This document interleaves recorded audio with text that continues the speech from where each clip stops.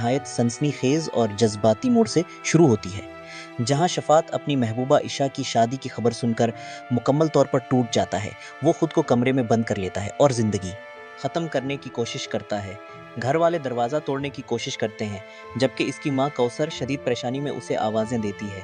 शफात बेबसी से कहता है कि अगर इशा इसकी ज़िंदगी में ना रही तो वो ज़िंदा रहकर भी एक लाश की तरह होगा। अपने बेटे की ये हालत देखकर कौसर जज्बाती हो जाती है और इससे वादा करती है कि वो हर हाल में आशा का रिश्ता लेकर जाएगी और इसे अपनी बहू बनाकर ही वापस आएगी। माँ के इस वादे के बाद शफात खुदकशी का इरादा तर्क कर देता है, लेकिन इसके दिल में इशा को खोने का खौफ बदस्तूर मौजूद रहता है। दूसरी जानिब फौजिया भी एक खतरनाक सूरत हाल से बचकर वापस आती है। वो शफात की खैरियत दरियाफ्त करने के लिए इसके कमरे में जाती है, जहां उसे मालूम होता है कि शफात ने खुदकशी की कोशिश की थी। दोनों एक दूसरे से अपनी मुश्किलात का जिक्र करते हैं और एहसास करते हैं कि आज का दिन इन दोनों की ज़िंदगी में मौत और ज़िंदगी के दरमियान एक अजीब इम्तिहान बनकर आया है। फौजिया को ये जानकर शदीद हैरत होती है कि कौसर वाकई अशा का रिश्ता लेने गई है। हालांकि आज ही अशा की बारात आनी है। इसे अंदाज़ा हो जाता है कि कौसर किसी भी हद तक जा सकती है। ये वो दिल ही दिल में आने वाले तूफान को महसूस करने लगती है। घर में कौसर शादी की तैयारियों का माहौल बनाती है। वो सबको हुक्म देती है कि शफात को दौल्हा तैयार किया जाए, जबकि खुद ऐलान करती है कि वो बारात लेकर जाएगी। घर के अफराद हैरान रह जाते हैं, क्योंकि ना दूल्हा तैयार है और न ही किसी ने रिश्ते की मंजूरी दी है।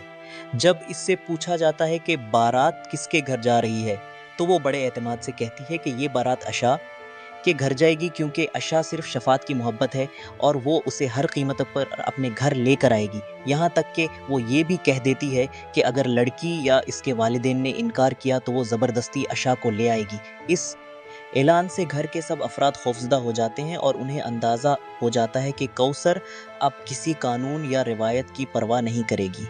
उधर कौसर इशे के घर पहुंचती है, जहां इशे के वालिदैन शादी की आखिरी तैयारियों में मसरूफ़ होते हैं। वो इंतहाई अदब और एहतराम के साथ इशा का रिश्ता मांगती है और बताती है कि इसका बेटा शफात इशा से बेहद मोहब्बत करता है। इशा की वालदा इसकी बात तहम्मुल से सुनती हैं, लेकिन साफ अल्फाज में इनकार कर देती हैं, क्योंकि आज ही इशा की शादी है और बारात किसी भी वक्त पहुंचने वाली है।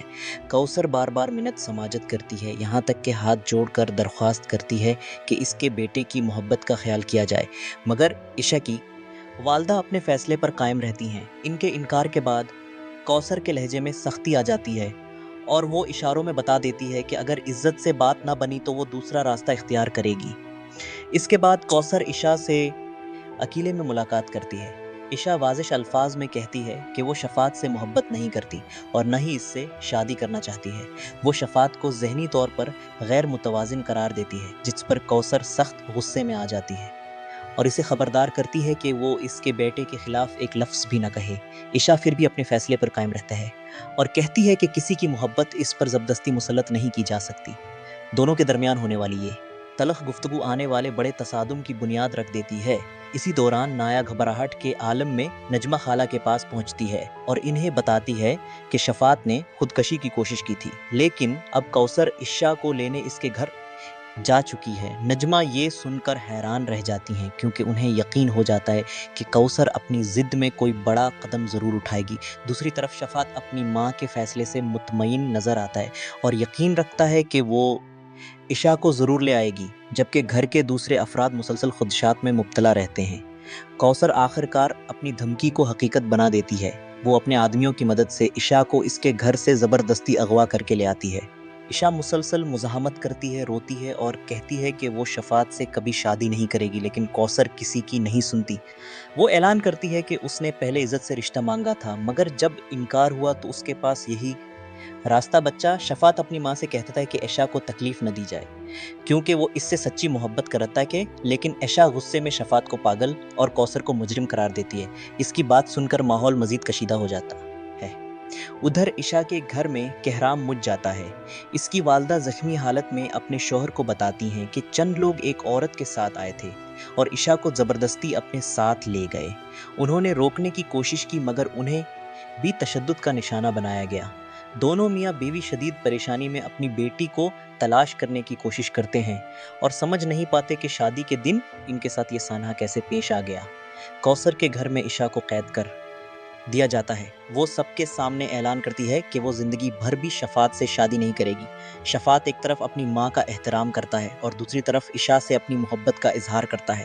وہ کہتا ہے کہ وہ صرف اسے نقصان سے بچانا چاہتا تھا، کیونکہ اگر عشاء کو کوئی تکلیف پہنچے گی تو درد اسے بھی ہوگا، لیکن عشاء اس کی کسی بات پر یقین نہیں کرتی اور اسے نفرت بھری نظروں سے دیکھتی ہے۔ قسط کے آخری حصے میں ایک اور پراسرار کہانی سامتی ہے، جہاں کچھ مشکوک لوگوں کے درمیان خفیہ سامان کی ترسیل اور لوکیشن شیئر کرنے کی گفتگو ہوتی ہے، جس سے اندازہ ہوتا ہے کہ اس کہانی کے پیچھے صرف محبت اور دشمنی ہی نہیں بلکہ ایک بڑا مجرمانہ نیٹ ورک بھی موجود ہے۔ دوسری طرف فوزیہ کو احساس ہوتا ہے کہ کوثر ایک انتہائی خطرناک عورت ہے جو اپنے مقصد کے لیے کسی بھی حد تک جا سکتی ہے۔ وہ اسے ایسے سانپ سے تشبیہ دیتی ہے جو ہر وقت ڈسنے کے لیے تیار رہتا ہے۔ قسط کا اختتام نہایت سنسنی خیز انداز میں ہوتا ہے۔ عشاء زبردستی اس گھر میں قید ہے، شفاعت اپنی محبت ثابت کرنے کی کوشش کر رہا ہے، کوثر اپنے فیصلے پر پہلے سے زیادہ مضبوط کھڑی ہے، جبکہ عشاء کے والدین اپنی بیٹی کو بچانے کے لیے بے چین ہیں۔ ناظرین کے ذہن میں یہی سوال رہ جاتا ہے کہ کیا عشاء اس قید سے آزاد ہو سکے گی؟ کیا شفاعت اپنی محبت حاصل کرے گا یا اس کی ضد سب کچھ تباہ کر دے گی؟ اور کیا کوثر کے اس غیر قانونی اقدام کا انجام اس کے حق میں ہوگا یا اس کی زندگی کا سب سے بڑا بحران ثابت ہوگا؟ انہی سوالات کے ساتھ گنڈی راج کی تیسری قسط اختتام پذیر ہوتی ہے اور اگلی قسط کے لیے بے حد تجسس پیدا کر دیتی ہے۔